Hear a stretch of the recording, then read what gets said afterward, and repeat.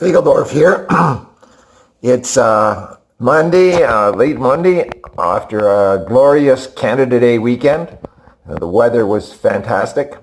And this sees me having on Friday completed the 5th week of treatment, meaning, and I'm elated to say, that there are only 10 radiations left out of 33 and 2 chemos out of 7.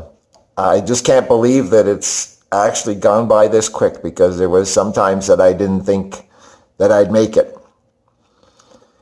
Still feeling pretty reasonable, a little bit of sore throat, a little bit extra maybe, a little bit strange there. Definitely the skin on my neck is burnt and itchy, but not bad at all. It was one of the things last week I was thinking about. It was either Thursday or Friday as I lay on the table for radiation. Was thinking about how many beams of radiation they shoot into me, because it kind of moves and clicks and shoots a beam and stops and shoots a beam and stops, whirs, clicks, moves around. And so I counted, and there was 79 shots of radiation. And the next day I kept track, and the shots of radiation lasted from almost a second, or not quite a second, all the way up to almost 9 seconds. So that means that with 79 of them, and an average between 3 and 4, that means that there's somewhere between 4 and 5 minutes of radiation for each treatment. Not a whole lot when you even put it all together. 5 minutes times 33 is 165 minutes. And maybe that sounds like more than it adds up, 165 minutes. So that's like almost 3 hours, 2.5 hours of radiation. But I am also happy, elated, ecstatic that I can see the lump on my neck is getting smaller. And that's something that they said I might not notice till after the treatment was done. So to me, that's good news. Now, one of the things when you're laying there on that table and you're thinking about stuff and trying to keep your panic level down and trapped down on that table, I have various things going through my mind. Sometimes it's very clear, usual thoughts, what am I going to do later today? What am I going to do tomorrow? What am I going to do when this is all over with? And it's just usual mundane planning and thinking, and could be thinking about cleaning the apartment for all the excitement that is.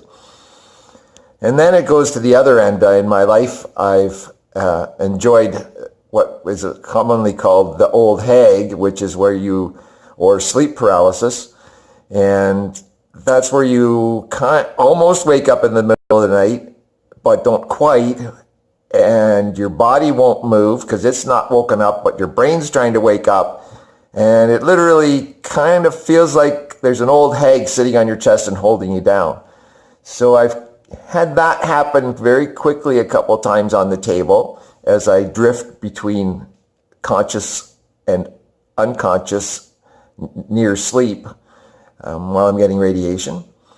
I also, in that kind of state, in that in-between awake and sleep state, have some visions at time. Early on, there was a group of, I don't know, witches or what they were, gathered around me and watching down on me and talking about what was happening and what the radiation was doing. It felt like the 3 witches from Macbeth, kind of, bubble, bubble, toil and trouble. And then this past week, one day, it was more like there was something evil trying to get into me. And that's it's a frightening feeling. I struggled to come back and not drift back into that state again over the 5 minutes, because it lends a different air of panic to it. But I would say one of the main things I've been thinking about while I'm laying there on that table is my romance life, and how it came to an end, or is quite likely ended during my treatment time.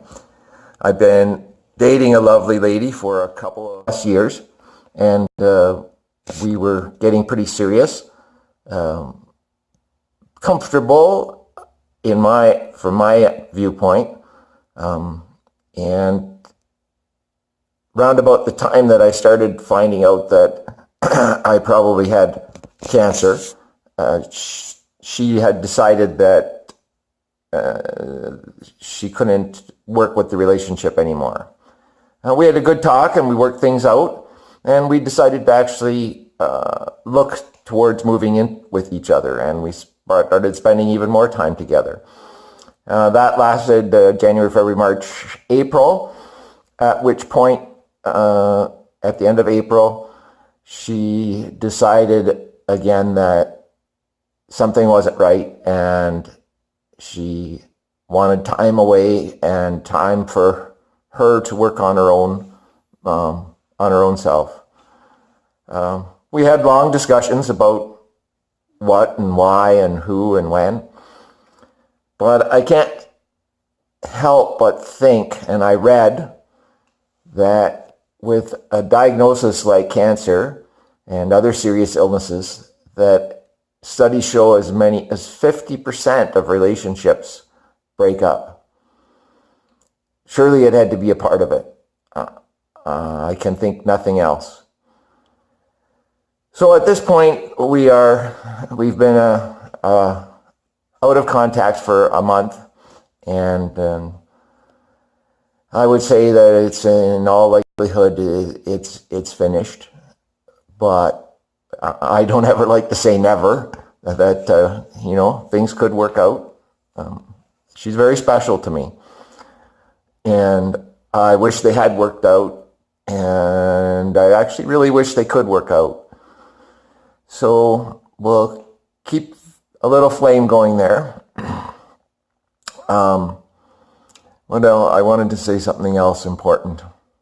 Oh yes, something very important. If things don't work out, I'm going back to my good daughter's advice, my number 2 middle daughter. She told me one time, "Dad, don't be sad that something's over. Be glad that it happened, and be glad that you enjoyed it." And I really enjoyed my time together with my good lady friend, and I'll always treasure that. And I'm putting aside the feeling of having it end and be sad about it and mourning it. No more mourning. I'm glad that I had that relationship. It was a great relationship. And like I say, who knows what could come next. We'll go ahead with a big positive attitude and a big smile and say, woohoo! Let's go, let's get these cancer treatments done and get back on all my horses.